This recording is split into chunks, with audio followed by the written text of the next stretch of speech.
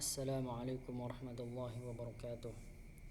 Innal hamdalillah nahmaduhu wa nasta'inuhu wa nastaghfiruh wa na'udzu billahi min shururi anfusina wa sayyiati a'malina may yahdihillahu fala mudhillalah wa may yudlil fala hadiyalah.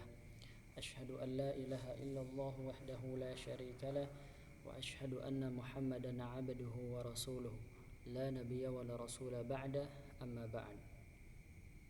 Insyaallah pada kesempatan kali ini kami akan mempresentasikan salah satu materi yang sebelumnya sudah pernah disampaikan, yakni berkenaan dengan tafsir tahlili surat Az-Zariyat ayat 1 sampai ayat yang ke-14. Dan dalam hal ini tugas ini kami buat untuk memenuhi ujian akhir semester 6 yang dimana mata kuliah tafsir tahlili diampu oleh guru kami, yaitu Dr. Muhammad, yakni Dr. Mukhrij Siddiqi MAG. Semoga Allah Subhanahu wa taala menjaga beliau dan memberikan kebermanfaatan ilmu atas ilmu yang beliau sampaikan kepada kami semuanya. Sebelum kami memulai pembahasan terkait dengan tafsir tahlili surat Az-Zariyat ayat 1 sampai 14, sebelumnya kami akan membacakan terlebih dahulu surat Az-Zariyat. A'udzu billahi minasyaitonir rajim. Bismillahirrahmanirrahim. Wadz-dzariyati dzarwa falhamilati wiqra faljariyati yusra falmuqassimati amra innama tu'aduna lasadiq وإن الدين لواقع والسماء ذات الحبك إنكم لفي قول مختلف يؤفك عنه من أفك قتل الخراصون يسألوا الذين هم في غمرة ساهون يسألون أيان يوم الدين يوم هم على النار يفتنون ذوقوا فتنتكم هذا الذي كنتم به تستعجلون. Kemudian pembahasan selanjutnya yaitu berkenaan dengan makna dari kosakata surah Az-Zariyat ayat 1 sampai 14. Yang pertama, ad-din yang berarti agama, tetapi pada surat ini agama diartikan, ad-din diartikan dengan pembalasan setelah hisab. Kemudian yang kedua, yu'faku, yaitu mendustakan, berpaling dari Nabi Muhammad sallallahu alaihi wasallam dan Al-Qur'an. Kemudian al-kharrasun, orang-orang yang berdusta, orang-orang yang memiliki pendapat yang berbeda dengan Nabi Muhammad sallallahu alaihi wasallam. Kemudian sahun, yaitu keadaan lalai dari mengabaikan perkara akhirat. Kemudian ghamrah, yaitu kesengsaraan, kebodohan yang menimpa orang tersebut. Kemudian kita akan membahas berkenaan dengan munasabah Al-Qur'an, munasabah terkait dengan surat ini. Di sini disebutkan bahwa munasabah surah ini terletak pada ayat 1 sampai ayat yang ketiga, yang dimana pada ayat tersebut Allah Subhanahu wa taala menjelaskan tentang angin dan manfaat dari angin itu sendiri. Pada ayat yang pertama Allah Subhanahu wa taala mengatakan bahwa yang maknanya adalah bahwasanya angin itu membawa debu dan membawa juga terkait bahwa informasi yang bahwasanya Allah itu memiliki kekuasaan untuk mengatur angin tersebut. Kemudian di ayat yang kedua Allah Subhanahu wa taala juga menjelaskan tentang masih berkaitan dengan fungsi angin, yaitu bahwasanya angin membawa awan yang berisi dengan air hujan. Kemudian pada ayat yang ketiga Allah Subhanahu wa taala lagi-lagi menjelaskan tentang fungsi dari angin itu, bahwasanya angin salah satu fungsinya adalah membawa kapal atau menjadi suatu angin menjadi penyebab berlayarnya kapal di lautan. Nah, dari ketiga ayat tersebut bahwasanya antara ayat 1, 2 dan 3 itu memiliki keterkaitan, yaitu sama-sama Allah Subhanahu wa taala menjelaskan tentang fungsi dari angin itu sendiri. Yang pada intinya adalah bahwasanya Allah Subhanahu wa taala adalah yang menjalankan angin, yang mengatur awan agar hujan tersebut akan turun di wilayah mana. Dan Allah Subhanahu wa taala memiliki kemampuan tersebut untuk memberikan rizki berupa hujan atau rizki untuk menjalankan kapal atau yang lainnya, dan ini Allah Subhanahu wa taala memiliki kemampuan tersebut yang dimana tidak dimiliki oleh para makhluknya. Kemudian dari asbabun nuzul, pembahasan terkait dengan asbabun nuzul, bahwasanya dalam tafsir-tafsir, ya maksudnya dalam makalah yang kami baca ini, bahwasanya disebutkan tidak terdapat asbabun nuzul secara khusus terkait dengan ayat ini atau surat ini. Tapi secara spesifik bahwasanya surat Az-Zariyat ayat 1 sampai 11 ini disebutkan bahwasanya Az-Zariyat ini diyakini adalah surat Makkiyah karena merupakan surat yang turun di awal periode kenabian Nabi Muhammad SAW. Ayat-ayat yang ada di dalam surat Az-Zariyat termasuk ayat 1 sampai 14 ini kemungkinan besar diturunkan di periode Mekah, mengingat bahwasanya kafir ayat tersebut secara garis besar menjelaskan tentang kekuasaan Allah Subhanahu wa taala, yaitu memperkenalkan kepada kafir Quraisy yang merupakan khitab dari surat ini tentang kekuasaan Allah Subhanahu wa taala dan menjelaskan terkait dengan akidah-akidah juga di dalamnya. Yang ini menjadi indikasi bahwasanya ayat 1 sampai 14 ini merupakan ayat Makkiyah, karena memang disebutkan oleh para ulama juga salah satu ciri dari ayat Makkiyah adalah membahas tentang kekuasaan Allah, membahas tentang teologi atau akidah di dalamnya. Dan di mana ayat ini juga selain berkenaan dengan kekuasaan Allah, ayat ini juga menjelaskan tentang penguatan iman bagi seorang muslim. Lalu kita akan memasuki ke dalam tafsirnya ya. Yang pertama, Allah Subhanahu wa taala berfirman wadz-dzariyati dzarwa.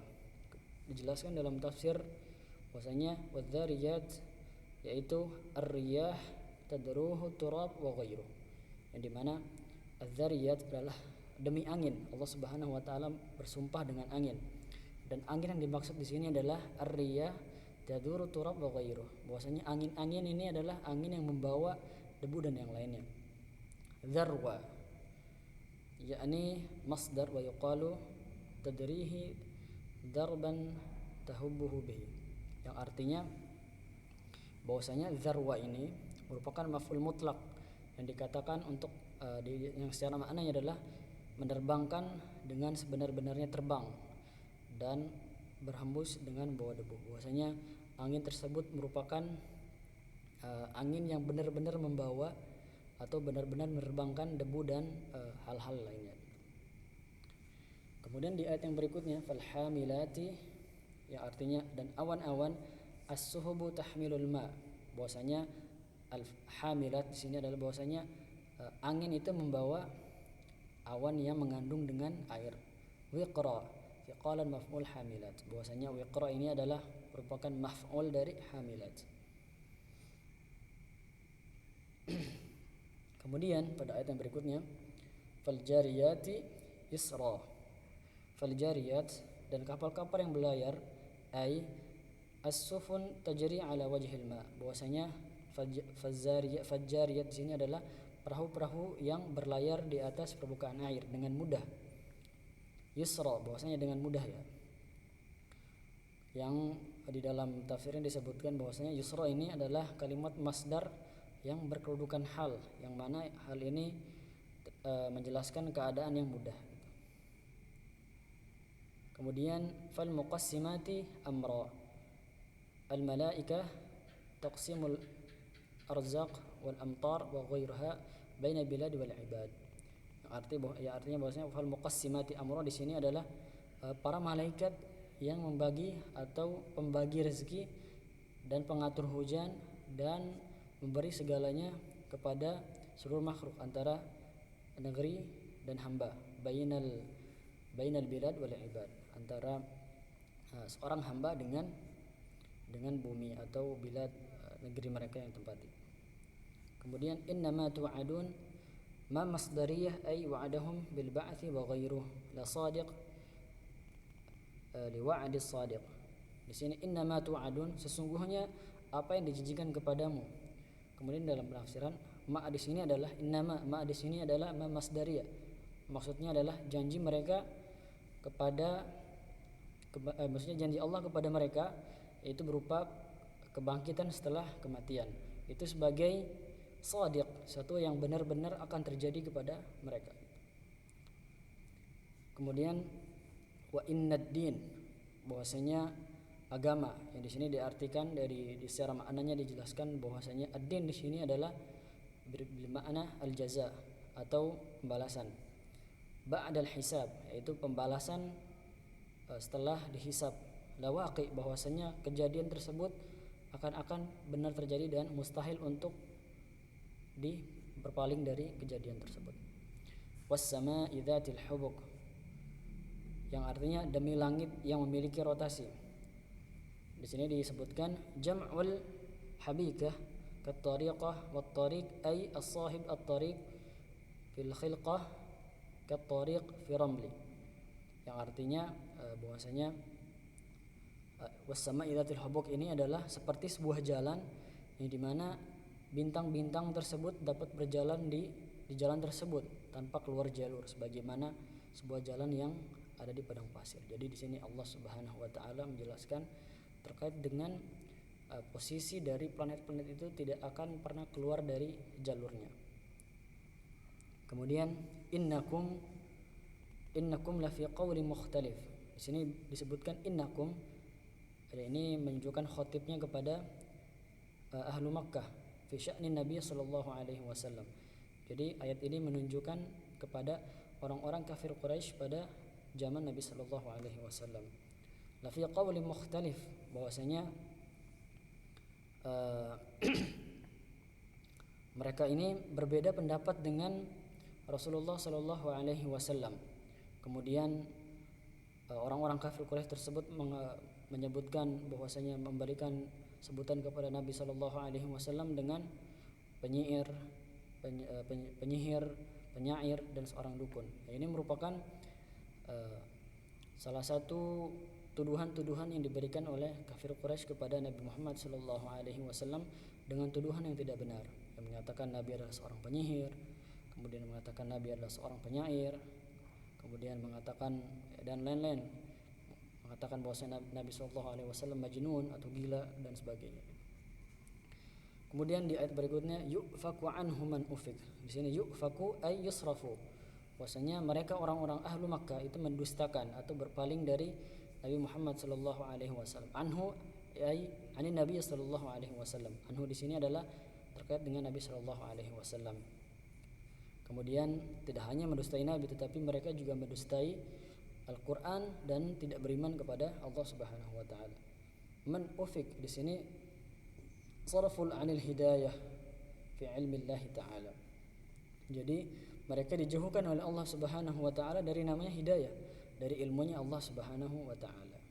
Qila, kemudian di ayat berikutnya qutilal kharrasun, orang-orang yang berdusta akan dibunuh atau dilaknat, orang-orang yang memiliki pendapat yang berbeda terhadap Nabi sallallahu alaihi wasallam. Qutilal kharrasun, ini ayat yang menjelaskan bahwasanya setiap orang-orang yang menyelisihi Nabi sallallahu alaihi wasallam lu'ina, mereka akan dilaknat oleh Allah Subhanahu wa taala. Kemudian tidak hanya mereka saja, tetapi dengan ashabnya, dengan orang-orang yang sama dengan mereka yang menghina Nabi Muhammad sallallahu alaihi wasallam. Alladzina hum fi ghamratin sahun. Alladzina hum fi ghamrah, yaitu jahlun yu'maruhum.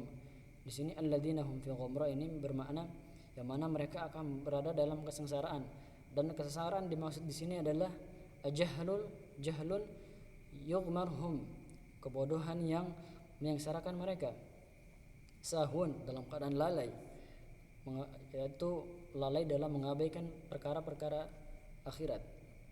Kemudian yas'aluna ayyana yaumuddin. Yas'alun di sini yas'aluna Nabi sallallahu alaihi wasallam, mereka bertanya kepada Nabi Muhammad sallallahu alaihi wasallam, tapi dengan istifhamul istihza, yaitu pertanyaan yang membercandai Nabi sallallahu alaihi wasallam, pertanyaan yang seolah-olah mengejek Nabi Muhammad sallallahu alaihi wasallam. Ayyana yaumuddin, dengan pertanyaan bahwasanya kapankah datang hari pembalasan itu. Kemudian penafsiran dari ayat tersebut ay mata muji'uhu wa jawabuhum yaji, yaitu kapan datang jawaban mereka yang telah Nabi sallallahu alaihi wasallam janjikan kepada mereka tersebut. Kemudian yaumahum 'alan nari yuftanun ay yu'adzibuna fiha, hari di mana mereka akan disiksa di dalam neraka, yaitu hari ya benar-benar mereka disiksa karena telah tadi mendustai Nabi Muhammad sallallahu alaihi wasallam dan tidak percaya terhadap Al-Qur'an yang diturunkan kepada nabinya dan tidak beriman kepada Allah Subhanahu wa taala. Mereka akan yaumahum 'alan nari yuftanun, mereka akan disiksa di dalam neraka, yu'adzibuna fiha. Kemudian di ayat berikutnya, hadzal ladzi kuntum bihi tasta'jilun idzuqu fitnatakum hadzal ladzi kuntum bihi tasta'jilun ayqalahum hina ta'dzib. Bahwasanya ayat ini menegaskan tentang bahwasanya ketika mereka disiksa oleh para malaikat, ada beberapa perkataan yang dilontarkan oleh malaikat tersebut. Dzuqu artinya rasakan oleh kalian, dzuqu fitnatakum, rasakanlah fitnah kalian ini atau siksaan yang kalian dapatkan ini. Hadzal ladzi kuntum bihi tasta'jilun, yang dimana ini adalah yang pernah dijanjikan oleh Nabi Muhammad sallallahu alaihi wasallam kepada kalian ketika kalian masih hidup bersama, ketika kalian hidup di dunia. Jadi ayat ini menjelaskan atau menerangkan bahwasanya para malaikat, para orang-orang kafir Quraisy yang mendustai Nabi Muhammad sallallahu alaihi wasallam akan disiksa oleh para malaikat, dan malaikat tersebut sambil mengatakan, rasakanlah ini, rasakanlah azab ini. Azab ini adalah sesuatu yang telah dijanjikan oleh Nabi Muhammad SAW kepada kalian, dan kalian meminta itu, dan saat ini rasakanlah oleh kalian azab tersebut. Kemudian masuk ke dalam pembahasan berikut terkait dengan kontekstualisasi ayat dengan kondisi kekinian. Yang pertama, di sini ada beberapa aspek yang mungkin kita lihat berkenaan sangat relevan dengan zaman kita sekarang. Yang pertama terkait dengan aspek teologis. Bahwasanya Allah Subhanahu wa taala, ayat ini menerangkan kekuasaannya Allah Subhanahu wa taala. Ayat ini sangat memberikan gambaran kepada kita bahwasanya Allah Subhanahu wa taala berkuasa atas segala sesuatu, berkuasa atas segala semua ciptaannya. Kemudian berikutnya, dan sumpah-sumpah yang Allah Subhanahu wa taala firmankan di dalam ayat-ayat ini itu menggunakan makhluknya, yang dimana ini merupakan haknya Allah Subhanahu wa taala bersumpah dengan segala sesuatu yang Ia ciptakan. Kemudian ditinjau dari aspek etisnya atau adabnya, bahwasanya ayat-ayat ini berfungsi sebagai peringatan bagi manusia untuk memperlihatkan kekuasaan Allah di hari akhir. Kemudian yang berikutnya itu berkaitan dengan tanggung jawab. Ayat ini bahwasanya menekankan bagi semua hamba Allah Subhanahu wa taala yang merasa dirinya muslim, hendaklah menekankan tanggung jawab ini atas pemberian atau amanah yang telah diberikan kepadanya selama di dunia, dan kemungkinan dan nanti akan dipertanyakan oleh Allah Subhanahu wa taala di akhir nanti. Kemudian yang dilihat dari aspek berikutnya terkait dengan aspek kontemporer terkait dengan pengelolaan lingkungan, bahwasanya ayat ini dihubungkan dengan pentingnya pengelolaan lingkungan dan pelestarian alam. Bahwasanya kalau kita ambil contoh seperti penebangan hutan untuk mengambil kayu untuk dimanfaatkan untuk membuat kertas dan hal-hal sebagainya, bahwasanya hendaknya ketika melakukan penebangan tersebut harus ada dilakukannya reboisasi atau menanam kembali hutan yang telah digundur. Hal ini untuk menjaga kelestarian lingkungan dan mencegah terjadinya erosi atau pengekisan tanah oleh air hujan. Yang dimana kita sebagai umat Islam, terutama kita yang hendak mengambil manfaat dari hutan, kita lakukan reboisasi kembali untuk melakukan regenerasi dari pohon-pohon yang telah kita tebang segala macamnya.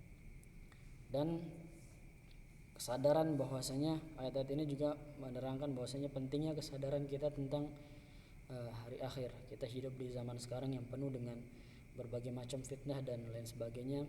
Hendaknya kita selalu mengingat kita ini akan dikembalikan kepada Allah Subhanahu wa taala. Jadi di tengah kesibukan kita menjalani hari-hari kita, kita sisihkan beberapa waktu kita untuk mengingat kematian dan mengingat Allah Subhanahu wa taala. Jadi kita tidak akan selamanya hidup di dunia ini. Mungkin itu yang bisa kami sampaikan. Kurang lebihnya mohon dimaafkan. Mudah-mudahan bermanfaat untuk kita semuanya dan yang mendengarkan video ini. Kurang dan lebihnya kami mohon maaf. Wassalamualaikum warahmatullahi wabarakatuh.